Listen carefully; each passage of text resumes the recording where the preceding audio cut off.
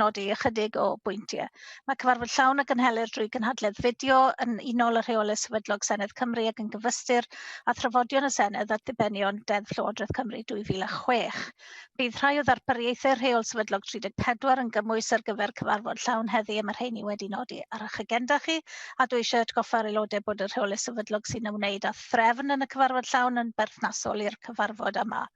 Yr eitem gyntaf felly yw'r cwestiynau i'r prif weinidog, ac mae'r cwestiwn cyntaf gan Vicky Howells. Diolch, Llywydd. What is the Welsh Government doing to improve access to emergency mental health care? Llywydd, on the 21st of December, the Minister for Mental Health, Eluned Morgan, published Beyond the Call, the Welsh Government review of urgent access to mental health services. Cabinet agreement has since been secured to implementation of the report's recommendations across the range of ministerial responsibilities. Thank you, First Minister, for that answer. I'm particularly concerned about our children and young people accessing the appropriate care in terms of the pressures placed on them during the pandemic. So it's welcome that the Welsh Government has prioritised them with the recent £9.4 million for the Schools in Reach pilot and CAMS. However, the pandemic has also highlighted the all-too-real health inequalities faced by far too many communities across Wales, including in my own constituency of Cynon Valley. How is the Welsh Government built tackling this into service provision? Well, I thank Vicky Howells for that supplementary question. It gives me an opportunity, hearing her mention health inequalities, to remind colleagues here that this week is the 50th anniversary of Dr. Julian Tudor-Hart's paper in the Lancet on the inverse care law, a paper that has had a genuinely global impact far beyond Wales. It was sent to me, Llywydd, again this week by our former colleague, Dr. Brian Gibbons, reminding me of the continued relevance of that 50-year-old seminal piece of work. And of course, Vicky Howells is right, as was Dr. Gibbons, that the pandemic has exposed those fault lines in our society all over again. And in emergency mental health services, Llywydd, we know that those people who have the least access to mainstream services often have to gain and obtain health services through emergency routes. It's why the review, the Beyond the Call review, was so important, to make sure that those routes are as clear and as easy as possible for people to read.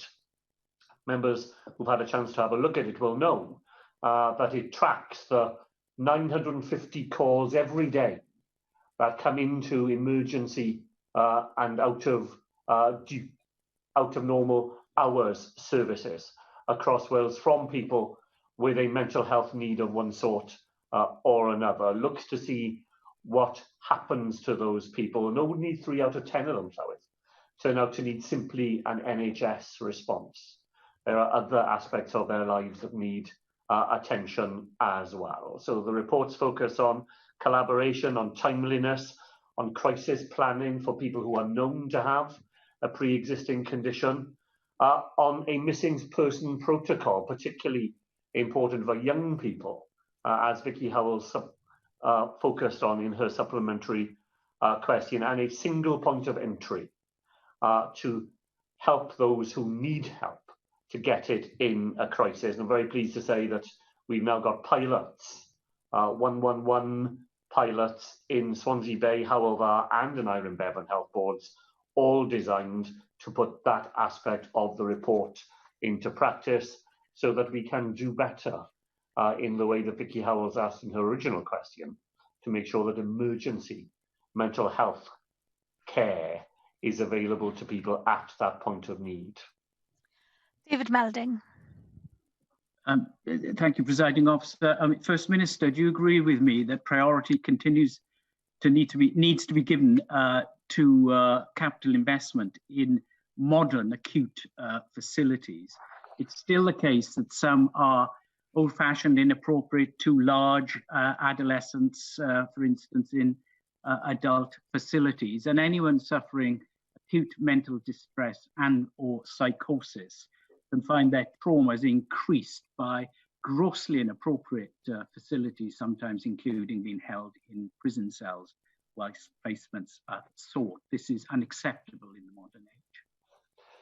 Well, so I do absolutely agree with David Melding that people should get the help they need in the right setting. It's completely unacceptable that someone who has primarily a mental health need or condition should end up in a criminal justice context. I know that David Melding will be pleased that one of the beyond the call recommendations that has been implemented is that we should have conveyance pilots, that people who are in acute mental distress should not be taken to where they can get help in the back of a police car.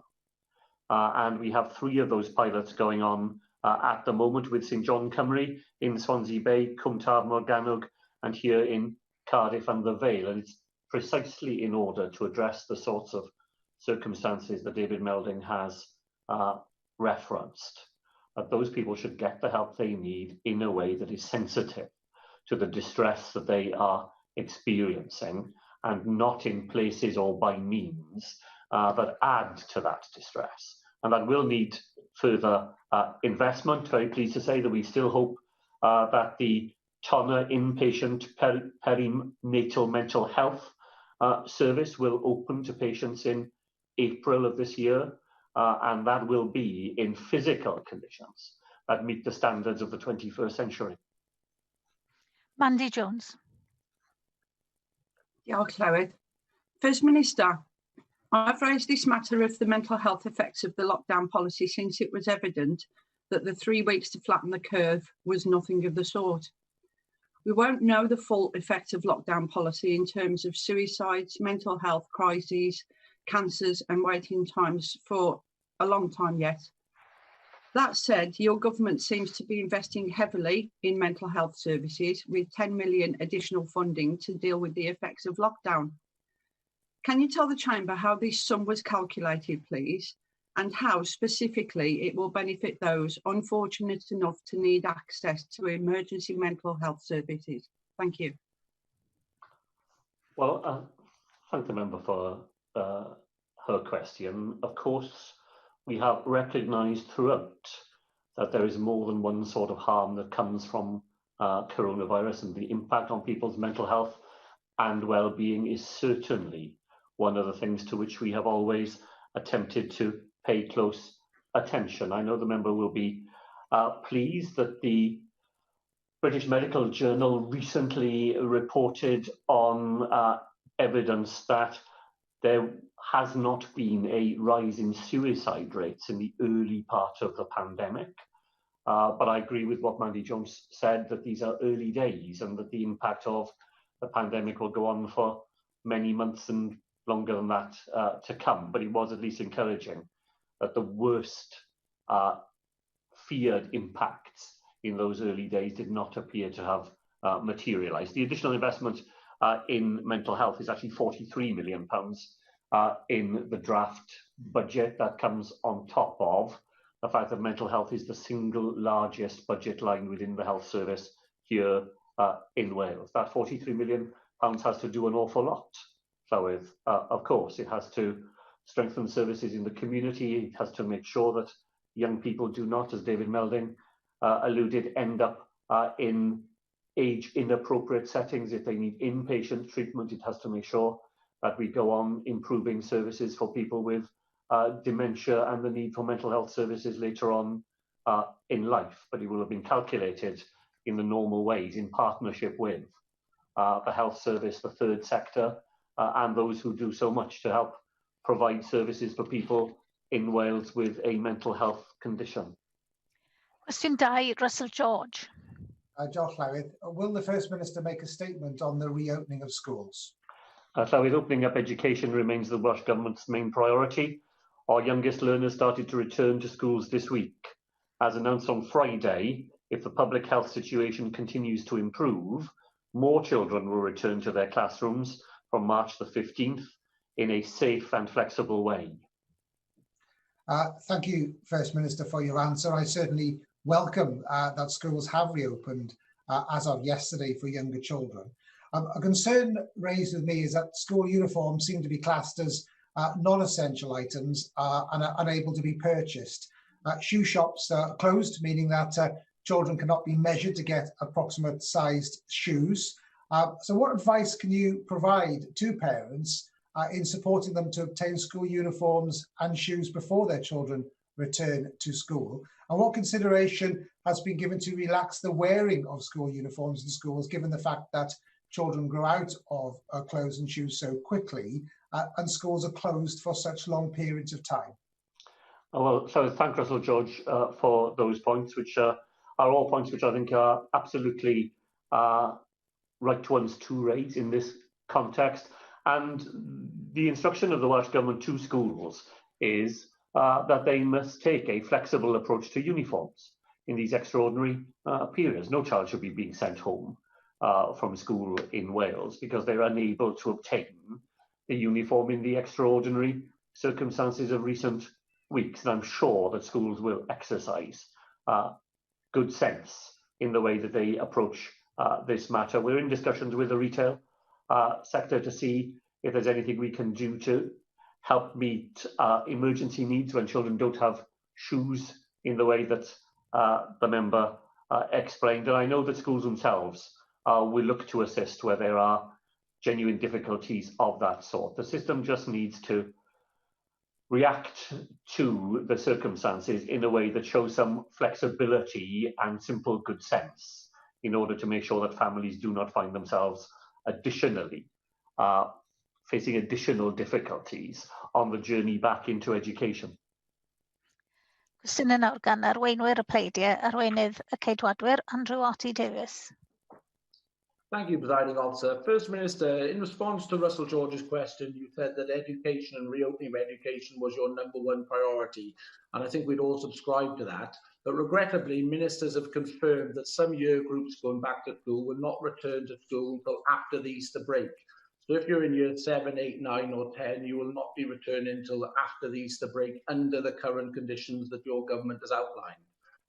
How can you allow, if there's any headroom going through the month of March, for school children to remain out of school and be opening up other parts of the economy by lifting the restrictions? Has education slipped down your priority list, or if it is still your #1 priority, will you make sure that any headroom that develops through the month of March sees school children return across all year groups in Wales? Well, with returning children and young people to face-to-face learning is the top priority of this government, but we will do so in a way that is consistent with the science and the advice that we have. Members here will have seen the TAC report published on the 5th of February, which set out that advice and which echoes the advice that has been provided by SAGE. And that advice is simple, that if we were to return all children to school on a single day in Wales, that would raise the R number in Wales between 10 and 50%. We are therefore very specifically recommended not to do that. What we are recommended to do is to return children to school in tranches, to pause between those tranches so that we can properly gather the evidence of the impact of that return upon the circulation of the virus here in Wales. So it is not as simple as saying, if you have the headroom, return all children to school, because to do so in that way would involve very significant risks of its own. We will return the foundation phase this week. We will pause and we will review the evidence that emerges from that return. Provided the evidence is positive, all primary age children will return to school on the 15th of March together with examination students in secondary school. We will then pause, as the scientific advice requires us to do, to review the impact of that. And provided that goes well, then we will return other students to school where we want them to be. If in the meantime that means we are able to offer any further easements in other areas to allow our economy or our daily lives to begin the journey back to normality, then of course we would want to do that. First Minister, it is a matter of regret that certain cohorts of children will not be going back to school till after Easter, and that is the choice that you are taking, despite saying it is your #1 priority to get school children back to face-to-face learning as quickly as possible. I was very specific in the way I asked the question about using the headroom that is available to the month of March to allow this to happen in a more timely manner. Regrettably, you chose not to engage with that. And it is a fact that the government will be leaving a significant cohort of pupils out of school, and that is a choice the government is taking. If we look at choices and priorities, the Federation of Small Businesses have talked about radio silence coming from the government today when it comes to interacting with business over the conditions that the government would expect to see before opening up waves of the economy. It is unfortunate that such a substantial business organisation has referred to radio silence coming from Welsh Government and a lack of a roadmap being put in place so business can understand what would be expected of them from the government before they reopen. So can you use this plenary opportunity to put on the record what conditions you expect to be in place before parts of the economy are reopened and business can plan accordingly? And will you confirm whether you will be bringing forward a roadmap that has clear gateways for the conditions to travel through so that businesses know when they will be able to reopen and begin trading? Because that will be the best recovery any business can expect to have by trading under normal conditions. Well, Llywyd, let me just help the member a second time in relation to schools. We will return students to schools as fast as it is safe to do so. The advice we have is it would not be safe to do what he is suggesting.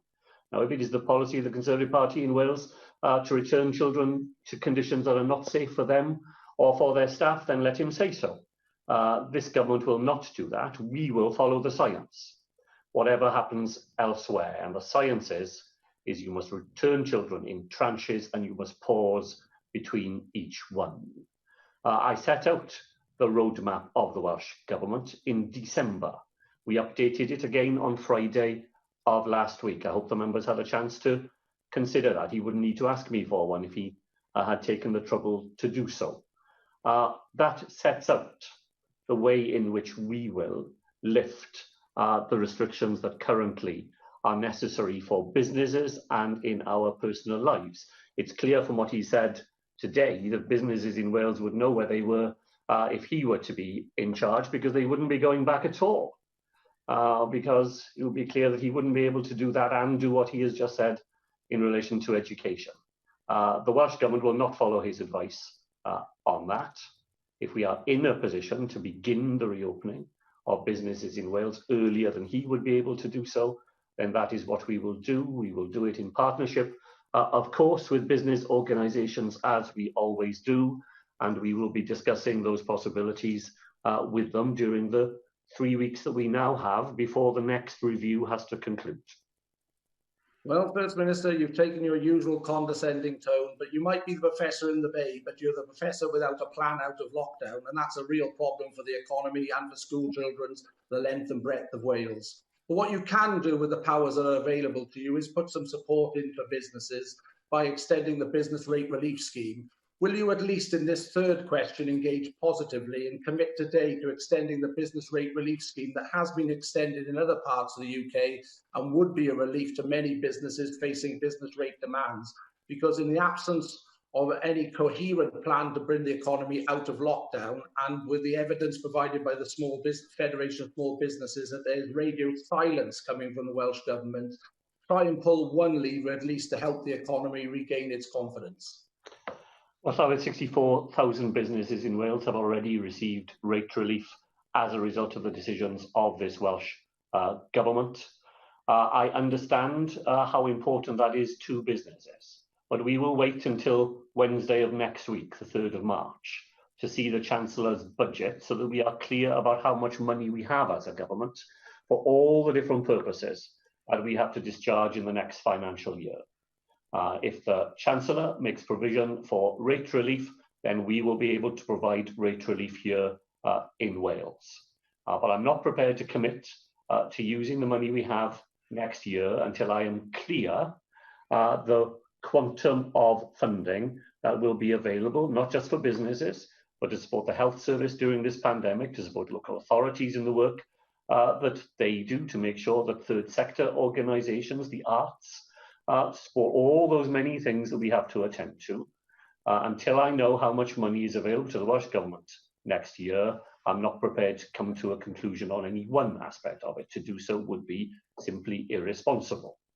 Now, once we know on Wednesday of next week whether Wales is to have money taken away from us next year again, as we have on so many occasions during the 10 years that his government has imposed austerity on Wales, or whether we have money that we need to attend to the calls of businesses and others. Once we know, this government will make allocations to those key sectors during the month of March. I hope very much that we will be in a position to do as the leader of the Conservatives here has suggested, and to offer further help to businesses in Wales. But we won't be in a position to do that until we know what his government in Westminster has got in store for us.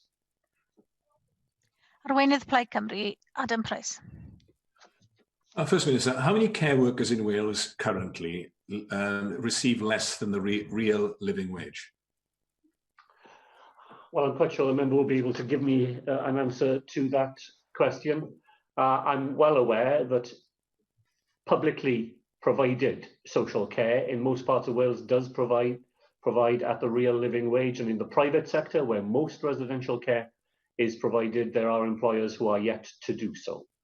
We are using our grant in aid to the sector to encourage the provision of the real living wage, and we hope that we will be able to make significant progress as a result of the additional money that we provide. According to the Resolution Foundation, First Minister, more than half of all care workers in Wales currently receive less than the real living wage.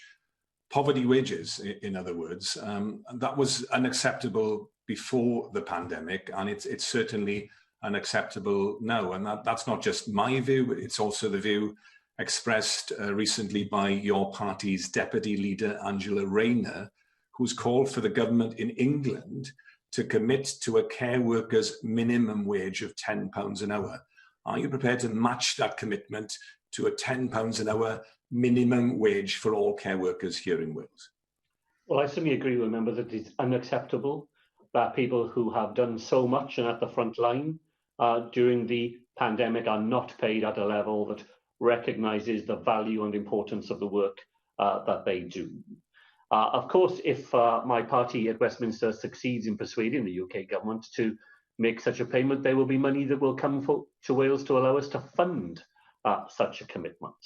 But I always have to ask myself where the money will come from week by week. He asks me to spend money that he hasn't got and I haven't got. And I'm keeping a running total of his many, many unfunded commitments that he constantly tries to press upon me. The Welsh Government is using money we have in the way that would promote the payment of the real living wage in the social care sector. That is a business investment, in my view, for those private organisations that fail to do so at the moment. And in the money that we provide, we are doing everything we can to make sure that that is made their priority. If more money comes our way, we'll be able to do even more. First Minister, the Scottish Government has already committed last year to ensuring that all care workers in Scotland receive the real living wage. Why aren't you prepared to make that commitment here in Wales? The unions are calling for it. The care sector is calling for it. The Bevan Foundation is calling for it. Yes, you're absolutely right. It would be a priority to deliver for a Plaid Cymru government. The Labour Party is committed to supporting it in England and Scotland. They just put an amendment there this week to go further than the current commitment of the Scottish Government. Why won't you commit to doing it as a government, to making the same commitment where you have the power to make such a difference to tens of thousands of care workers' lives and the people that depend upon them? Well, the only priority the leader of Plaid Cymru has is to make fine-sounding speeches in which he promises anybody that he will be able to solve their problems. So this is a priority for him. Well, that's good to know. Last week, it was a priority with him to spend money on free school meals. The week before that, it was a priority with him to provide childcare for all families, for every child with a child above the age of 1. The week before that, it was to spend £6 billion on investment that he hasn't got. Priorities, Llywydd, mean not just simply saying things that he thinks people will want to hear. It means having to make decisions that match the harsh realities of budgets with the ambitions that we have. This government has a real ambition to improve conditions in the social care workforce. It's why we decided that it would be a registered profession. We have a real ambition to make sure that people are properly paid in it, and we will find the money to match our priorities. Simply adding week after week to totally uncosted wish lists, which is all he ever has to offer me. It really is a remarkable performance of voodoo economics that he conjures up here on a weekly basis, and he's done it again today. Cwestiwn 3, Bethan Syed. What specific actions has the Welsh Government taken to lessen the impact of the COVID-19 pandemic on women in the workplace? To provide just 2 specific actions, the Working Wales service has been used by over 6,500 women across Wales during lockdown, and the Business Startup Grant has attracted 60% of its applications from women. All of this and more is drawn together in today's publication of our Economic Resilience and Construction Mission. Thank you for the response. And we know that women have been sadly disproportionately affected by the pandemic. Women making up 80% of childcare, care and leisure services, 75% administrative and secretarial, 60% working in the sales and customer services, sectors that have been hit hard. We've just talked about childcare, but I think one of the most essential changes that you could make would be that women seeking employment and or training have access to childcare, as well as those who are in the current scheme, so that they can feel empowered to go out to work again. We are awaiting judgment as to whether the UK government have acted illegally in reducing the self-employment income support scheme payments for women who have taken maternity leave. I would like to know here today whether Welsh Government have taken any action to support new mothers in Wales who will have taken an unfair financial hit by this failure, and what risks were flagged in your Build Back Better scheme. As we know, school closures have affected women doing a lot of the childcare and the schooling. How will Welsh Government ensure that Wales will not only build back better, but build back equal? Well, so let me begin by agreeing with the sentiments that Bethan Syed expressed in the very end of her supplementary question, because I never myself use the mantra build back better. I always say build back fairer, because if it isn't fairer, it's not going to be better.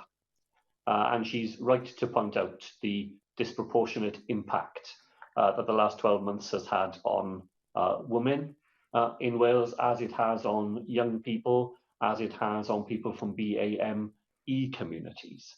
The Welsh Government lobbies the UK Government all the time when it takes actions of which we disapprove and which do not fit with our wish to create a more equal Wales, as the Wellbeing of Future Generations Act requires us to do. When we publish our spending decisions and the decisions that we have made during lockdown, we accompany them with an equality impact assessment, because we try to see all those decisions through the lens of the equality impact that those decisions have on people. And we publish those equality impacts alongside the decisions that we make. And you know, I'm very glad indeed that we have a fertile debate here in Wales all the time about how we can do more and do better to make sure that the decisions that we make during the pandemic, and especially as we come out of it, that those decisions are focused on those people whose needs are the greatest, where the adverse impact has been the most profound, and where we can use the powers we have to make a real difference. And in that sense, my starting point and the starting point of the member is the same. We might come to different conclusions about the practical implementation of some of those things, but I don't for a minute dissent from the underlying thrust of what she said this afternoon. Susie Davies. Diolch, Llywydd. Well, I think that's the same for all of us, First Minister. But let's just have a quick look at that disproportionate effect. We've got 72% of working mothers working fewer hours and cutting their earnings due to lack of childcare. And during lockdown, mothers were doing 35% of the number of uninterrupted work hours that the average father did. And I'm sure that those figures from the Chwaratig State of the Nation report didn't really surprise you. But what about the fact that women in Wales are twice as likely as men to be key workers? Because if you look at those figures together, it's clear that a serious proportion of women key workers step back from work because of other COVID-driven demands on them. Now, regardless of the school hub provision, where attendance was lower than anticipated, and I'm sure you'll be asking why yourself in due course, it's women who have had to, and I mean had to, put their employers second. And as most of those key workers will be public sector workers, obviously there are private sector workers as well, what levers are at your disposal to ensure that their pay and promotion prospects are not compromised by their COVID period work record? Well, I agree that the final point is an important one. I'm afraid I don't think we all do start from the same place. If we did, we wouldn't have a government that is still not prepared to guarantee that the £20 additional each week for people claiming universal credit is going to be continued beyond the end of March, would we? And that's a decision that will fall very disproportionately indeed on women and the work that they do in families. Nor is the furlough scheme based on the sort of principles that the member has just outlined. 7 in 10 requests for furlough turned down for working mothers. That's what the TUC found in the report that they have recently published. So I'm afraid it's not as easy as saying we all want to do the right thing, because not everybody seems to me to be in that position. I agree, however, with the final thing that Susie Davies said, that there will be things that we may be able to do as people return to work beyond coronavirus, and certainly in the public services, where people have gaps in their employment because they have had to deal with the many different demands that coronavirus has placed on them, that they should not be disadvantaged into the long term because of the way in which they have had to make decisions to deal with the many pressures that devolve on them during a crisis. Gyrwyr Davies. First Minister, as you said, so often it is women in the workplace who've been disproportionately at the front end of exposure to the pandemic. They work in retail and care and health and other public-facing roles disproportionately, and in low-paid or casual roles, where sometimes the unionised voice for the workforce can be regrettably weaker, yet the pressure can be greater to turn up for work at all costs, including personal health and well-being, and the domestic pressures to put food on the table and pay the bills is also acute. So, First Minister, as the vaccine rollout progresses, and we can hopefully anticipate more return in the weeks and months ahead to many workplaces, including non-essential retail and personal services and hospitality, where women are overrepresented once again in customer-facing roles, then what more can we do than we did last year to ensure that employers put in place every measure possible to protect their staff and customers at work, and that the UK government and Welsh government have the right measures in place to support those who have to withdraw from the workplace for COVID-related reasons, and not least that the UK government does not cut that £20 a week from universal credit, because that will hammer women at work and at home too. Well, Llywydd, I'm sure that Gyrwyr Davies will recognise the actions that the Welsh Government has already taken to protect workforces where women are disproportionately represented. So our decision early on to make PPE available free in the social care sector was a really important guarantee that those workers knew they would have the protection that has provided. As you know, it's charged to care homes across our border, where we made the decision from the beginning that the protection of those workers was our top priority, in getting them the protection they needed and getting it to them free was an investment by us in the well-being of that workforce, as is the continued scheme that we have to make sure that people are paid sick pay fully in the social care sector, so that they don't feel,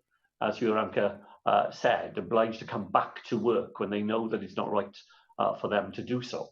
And in the retail sphere, where again women are disproportionately part of the workforce, we announced in January that workplaces would have to carry out new risk assessments with higher standards to make sure that workplaces are safe against the new variant of the disease. And we were supported in doing so by employers here in Wales. And those higher standards, making sure that workplaces are properly protected and everything is done to make sure that workers and people who use those settings are kept safe, will continue to be at the forefront of everything that we do as a government during the rest of this calendar year, when coronavirus is still going to be part of our lives.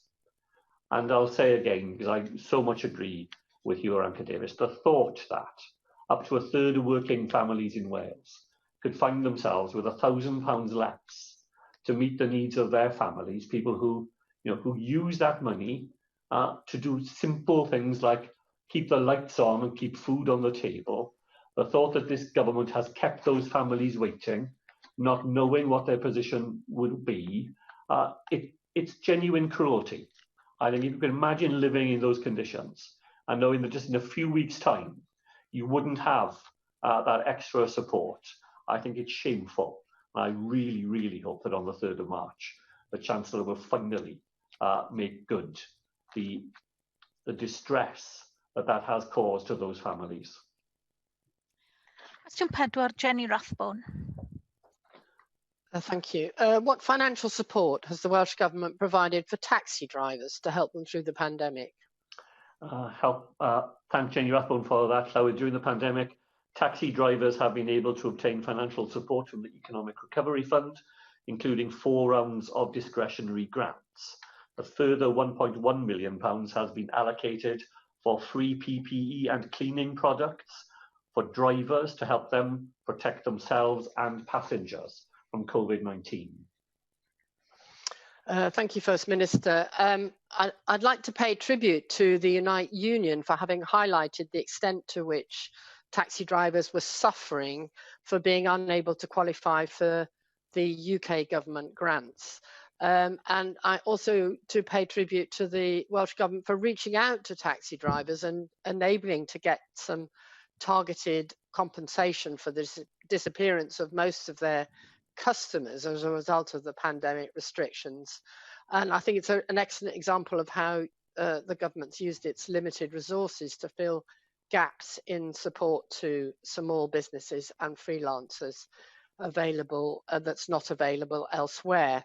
But I also want to pay tribute to the taxi drivers themselves, because as a result of these really quite small sums of money that you've made available to them, they decided to reciprocate by raising over £10,000 in Cardiff for 3 local food banks. And it was quite humbling to witness the handing over of a cheque at the Ailagor Centre in Adamstown, which has been providing weekly food parcels to people in desperate need for over a year.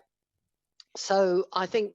Can you come to your question now, Jenny? Yeah, thank you. So looking to the future and our need to ensure that we have a clean, decarbonised public transport system, what financial support could be made available to taxi drivers to enable them to upgrade their vehicles to the clean air standards that we're going to be requiring in the future, so that they'll be able to continue serving the communities they obviously have such regard for? Well, so thank Jenny Rathbone. I want to join her in paying tribute to the work of taxi drivers here in Cardiff who've worked so hard to be able to support those food banks. She and I, and I'm sure many other members on this in the Senedd today, have significant numbers of taxi drivers who live in our constituencies, and the pandemic hit them really hard, really hard. I'm very glad that our discretionary funds particularly have had an impact on the sector. Cardiff Council, as of Friday last week, had approved over 2,700 discretionary grants to those with a stated occupation of taxi driver, worth over £5 million. And the latest round, the £30 million announced on the 5th of this month, will provide a further £2,000 grant for self-employed taxi drivers. The modernisation of the fleet is a real challenge for them. It's why we have been very glad to develop a number of green taxi pilot schemes in the Cardiff capital region, in Pembrokeshire and in Denbighshire, to allow drivers to use zero-emission vehicles on a free try-before-you-buy basis. 50 taxis being purchased 30 days for a taxi driver to use them free of charge, in the hope that that will stimulate demand within the sector for the sort of transport that Jenny Rathbone has very long championed. We're looking as a government at options for grants, leasing arrangements and so on, so that we can stimulate the appetite for that sort of provision. We'll be there to support the sector in that as well. Question 5, Jane Bryant. Diolch, Llywydd. What is the Welsh Government doing to encourage more women and girls to study and follow careers in science, technology, engineering and maths? Llywydd, the Welsh Government actively supports all girls and young women in Wales to study STEM subjects and pursue careers in STEM. We provide annual funding to STEM organisations within the education sector, and this year the Welsh Government will support the International Women's Day event on gender equality in STEM subjects to be held here in Wales. Thank you, First Minister. Throughout the pandemic, we've seen some remarkable work and achievements of scientists and engineers, from producing vaccines in record time to testing systems, identifying new variants, producing data analysis and the development of new medicines and protective equipment. The pandemic has highlighted the vital role of STEM. Amongst those achievements have been some amazing women leading. Dr. Moore, who led the effort to establish COVID testing in Wales, Dr. Hayhurst, who is the lead scientist on a new form of rapid testing, and of course Dr. Gillian Richardson, who leads our fantastic COVID vaccination programme in Wales, which is the quickest of all the UK nations. These women are leading in their fields, but sadly, we all know that women and girls are far less likely to pursue STEM subjects in school, and as such do not follow into these careers. The pandemic has elevated our scientists and engineers onto a public platform and highlighted how important their work is for all of us. How can we use this last year to promote STEM subjects to our young women and girls and make sure that we get more Dr. Moores, Dr. Hayhurst and Dr. Richardsons in the future? Well, thank Jane Bryant for that, and agree with her about the outstanding quality of individuals we have here in Wales as role models for young women thinking of careers in STEM subjects. And there's been some good progress in recent times. More girls and boys now study biology, physics and chemistry in Wales at GCSE level, and over half of our nearly 20,000 STEM apprenticeships in Wales are now taken up by young women rather than young men. So there are some breakthroughs that are happening. Role models are really important in that. The Women in STEM board that we have here in Wales, it met last October. It was attended by our colleagues Jane Hutt and Kirsty Williams to make clear the Welsh Government's support for the leadership of women in those subjects here in Wales and in those jobs that Jane Bryant highlighted, the way in which they can inspire others to follow in their footsteps. And I know that Jane Bryant will be interested that at the start of March, Careers Wales is holding an event very close to her part of the world, designed specifically to try to attract young women into the jobs in semiconductor professions and so on that are clustered around the southeast of Wales, and we're persuading young women to think of those jobs as their futures is absolutely part of the way in which that event is being organised. Laura Jones. Thank you, Presiding Officer. First Minister, I'm 42 now and had a couple of friends, strong-willed ladies, who broke the mould all those many, many moons ago when I was younger, and had glittering careers as engineers in a very, very male-dominated environment. It was virtually unheard of when I was younger. The situation, as has been outlined just now, has got an awful lot better, but it still has a long way to go to be how it should be. These are vital areas that we need future generations of all genders to excel at now, making it particularly more accessible for women, obviously, and women to be encouraged to sign up to. As you've outlined, the take-up for apprenticeships has got better, but it still has a long way to go. But career advice in schools tends to guide women towards apprenticeships that are in sectors where pay is less than those dominated by men. So what is the Welsh Government doing to tackle the gender imbalance in career advice in schools, and how are you working with the Fair Work Commission to stop the perpetuation of gender equality and to meet the equality objectives that your government has set? Thank you. Well, Howard, the event that I referred to in answering Jim Bryant's question is an event that will be run by the Career Service.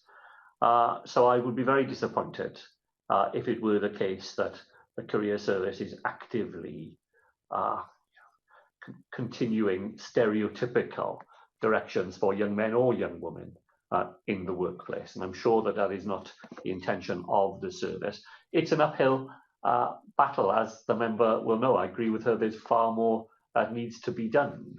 I have a young grandson, and you have to work really hard to make sure that you don't end up just buying things that are pushed at us all as being the right things for young boys to have, rather than offering a more rounded idea of what life could be like. And that is certainly true for young women who have got all of those things pushed at them by the commercial world and so on. So the Welsh Government puts its shoulder to the wheel in the opposite direction, using the services that we have, and the many people who are there in private businesses as well as in the public service who want to make sure that that wider range of opportunities is positively promoted to young women and girls entering the workplace.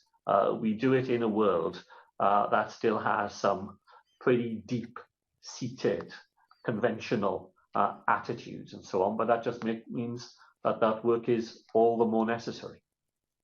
Cwestiwn 6, Helen Mary Jones.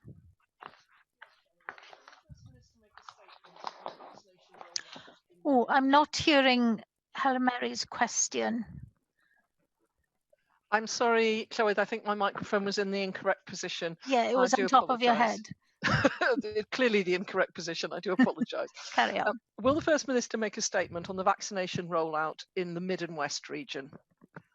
Sorry, thank the member for that question. They're currently being administered in 260 sites in the health boards which cover Mid and West Wales.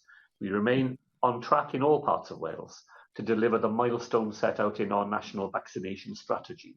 In the coming days, we will exceed 1 million doses of vaccine delivered here in Wales.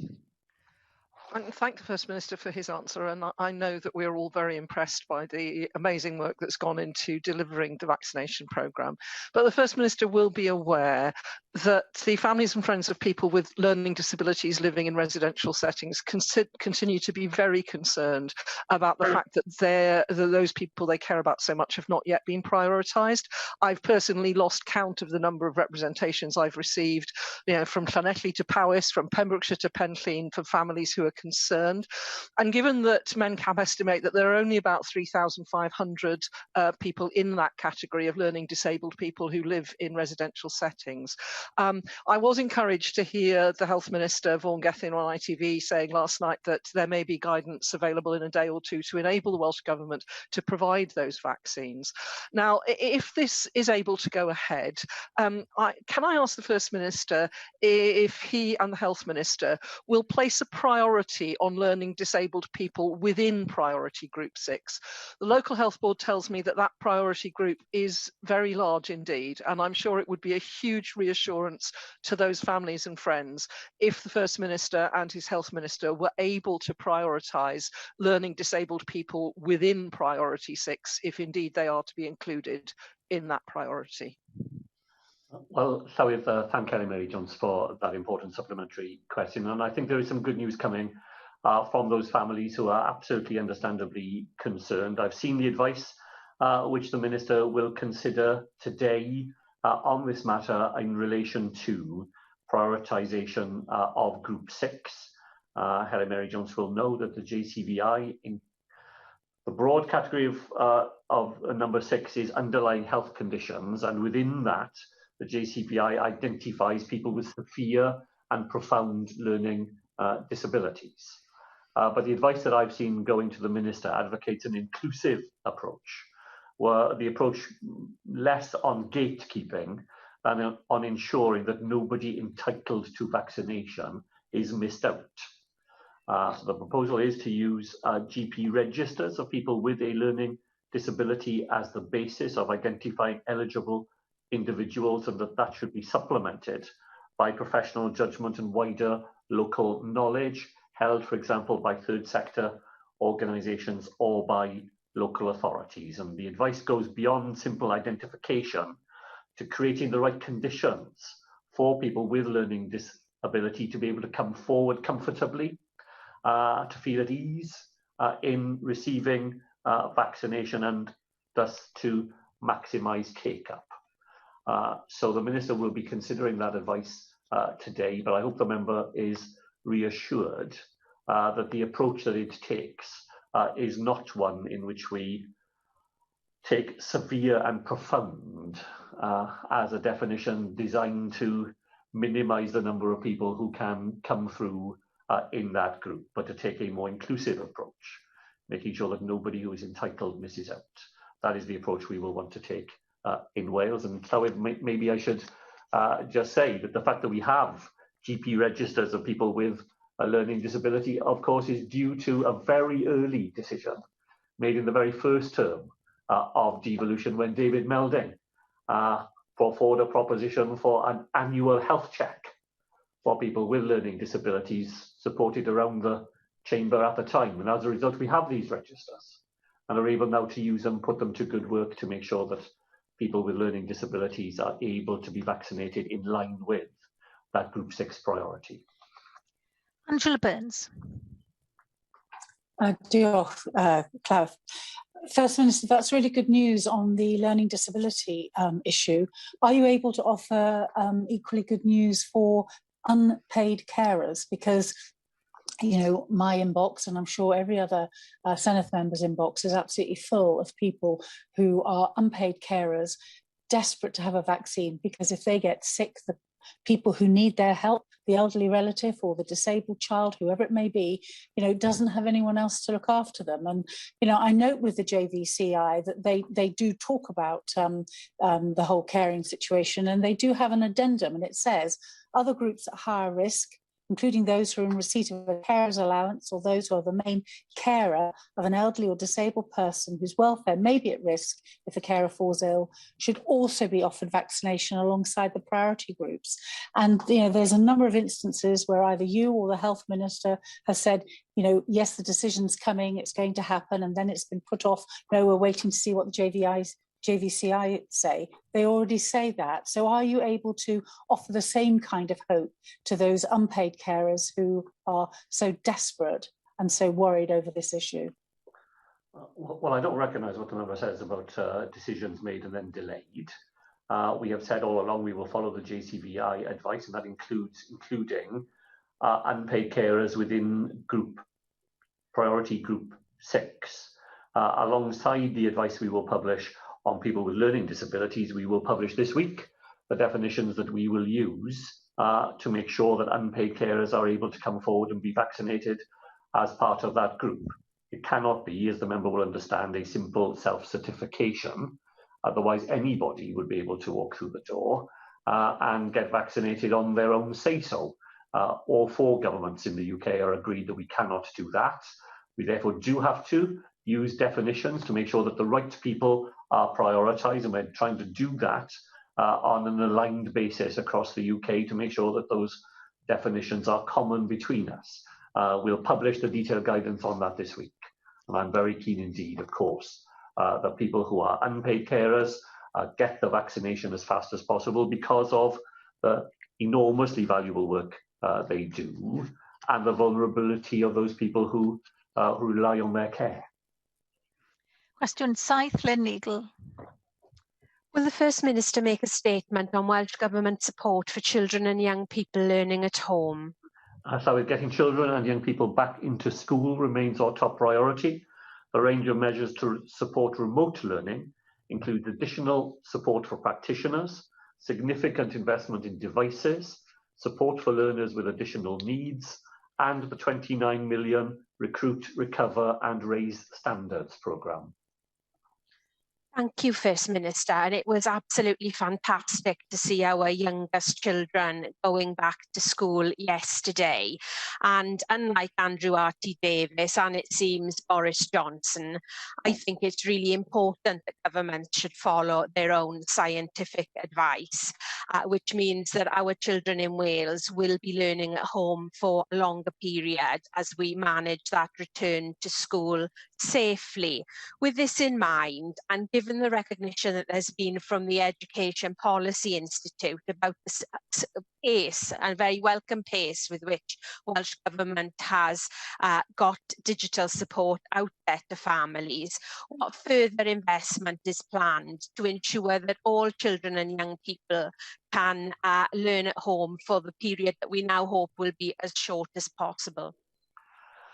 Well, so with thank Lynn Meagle for that, and thank her for the work that she and her committee have carried out in support of returning children and young people to face-to-face learning as quickly but as safely as we need to. And I've seen her letter to the Education Minister of earlier this month, which I think sets out very fairly indeed the balance that has to be there between the urgency of the need to get those young people back into education, but always doing so in line with the best scientific advice to keep them and those who look after them in that setting safe from this deadly disease.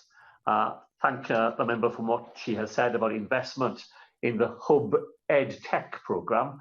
We're very lucky, Llywydd, I think, that when coronavirus hit, we'd already had nearly £100 million worth of investment in Hub. It genuinely is, you know, a global leading set of resources that we've been able to mobilise for young people here in Wales. And as Lynn Meagle will know, earlier this month, the Education Minister decided to invest a further £15 million in education technology in schools next year, and that is very much focused on ensuring that there are devices available for young people who need them, but also that there is connectivity for digitally excluded learners. And the £15 million that we were able to announce just a few days ago now means we can be sure that we can support those learners right through to the end of this academic year. Ac yn ola cwestiwn 8, Llyr Griffith. Diolch Llywydd. A wnaeth y Prif Weinidog ddatganiad am y defnydd o'r iaith Gymraeg yn Ngharchar y Berwyn yn Wrecsam. Diolch yn fawr, Llywydd. Ysgrifennodd Gweinidog Iechyd, Meddwl, Llaisiant a'r Gymraeg at yr is-ysgrifennydd gwladol seneddol yn y wynyddiaeth cyfiawnder ar yr 11 ar 15 o Chwefror i fynegu pryder am yr honiadau am brofiadau siaradwyr Cymraeg yng Ngharchar y Berwyn ac yn gofyn am eglurder am yr amserlen i weithredu miserau i wella'r sefyllfa. Ie, wel, byddwch chi'n gwybod fod Carchar y Berwyn, wrth gwrs, wedi cael ei feirniadu gryf gan y bwrdd monitro annibynnol llynedd am fethu darparu ar gyfer carcharorion Cymraeg i Iaith, ac wrth gwrs wedi gwadu rhai hawliau i'r carcharorion hynny am i bod nhw'n siarad Cymraeg. Nawr, 6 mis yn diweddarach mewn gohebiaeth ef mae'r carchar wedi cadarnhau bod nhw ddim hyd yn oed yn gwybod faint o'i staff nhw eu hunain sy'n medru'r Gymraeg, felly sut llan nhw honni bod nhw'n sicrhau chymod, y ddarpariaeth angenrheidiol, dwi ddim yn siŵr. A mae yna honiad difrifol wedi bod hefyd, dwi'n siŵr bod chi'n ymwybodol o hyn, bod un carcharor wedi dioddau ymosodiad oherwydd y sylw gafodd i achos o safbwynt yr iaith Gymraeg yn y cyfryngau. Nawr, mae'r holl sefyllfa yma yn amlygu methiant llwyr i gwrdd â hawliau sylfaenol siaradwyr Cymraeg. Dwi'n gwybod bod carchardau ddim wedi ddatganoli, mae elfennau ynglyn â'r iaith wedi ddatganoli, ac wrth gwrs mae hyn yn digwydd yng Nghymru.